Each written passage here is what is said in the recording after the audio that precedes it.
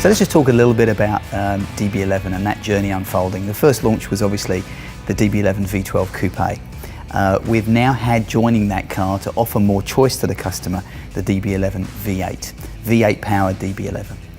Now that engine is a turbo driven engine, of course, but unlike the Cologne engine that's supplied to us, from us, by us for the V12, the heart of this engine is the Daimler-Benz relationship. This is the 4-litre twin turbo engine, but very much customised for Aston Martin, to Aston Martin and by Aston Martin. So we'll have a little look at that. We've actually flown our very first DB11 V8 Coupe in, V8 powered Coupe, which is behind me here. And we'll have a look at those differences and talk a little bit about the characteristics that separate these two cars. The DB11 story will then unfold further from there when we look at the DB11 Volante, which will only be available in the V8 version, the V8 powered car. There will be no V12 Volante available. It is the V8 powered DB11 Volante that we'll see into 2018. So a very exciting time. I don't think there's been a more exciting time for Aston Martin, with a whole raft of motorsport events, successes and wins, and a really important 2018 coming up in the pinnacle of motorsport. So there's been so many exciting things and so many more exciting things to come. So how have we differentiated V8 powered DB11 from V12 DB11? Well, obviously it's a DB11, so very faithful to the overall look and styling of the car, but there are some little subtle differences, some key changes to make sure that people understand this is the V8 rather than the V12 version.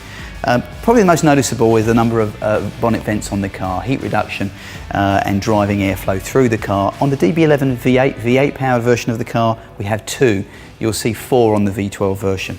Small subtle change as well. In the headlight area here, we have black behind the lensing, which is silver in the V12 version. So if you see black there, we begin to know it's a V8 version of the car.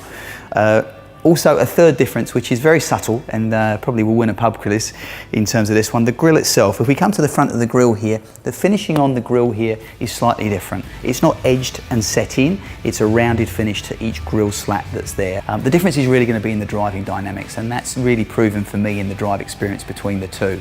They are quite different. We have the power and the brutal power of the V12, that really fabulous long distance touring car, immense torque and horsepower at any point in time through the throttle. This car at 505 horsepower and 685 Newton meters of torque is an exceptional performance car as well, but slightly quicker in the turn-in. It's 115 kilograms lighter in this engine than in the V12. So let's have a little look under the bonnet and just see exactly how these two engines look differently. Okay, so this is the heart of the V8 powered DB11, a new engine for us, a turboed V8. Obviously, and we all know, supplied by Daimler-Benz, but very much customised by Aston Martin to make this a true Aston Martin and configured for this DB11. So just obviously the first observation is how far this engine sits back in the engine bay, almost under the front screen here, and low. So our centre of gravity is perfectly balanced against the weight distribution of this overall mass in the car. Very exciting to see the positioning of this, almost racing bred into to me when I look here. Obviously you can see here the airflow, the intercoolers feeding the turbochargers on the inboard V8 to cool those. We have lowered the sump in this engine to be able to position the engine as it is sitting there today. And as I mentioned before, it's 115 kilos lighter than the V12 version.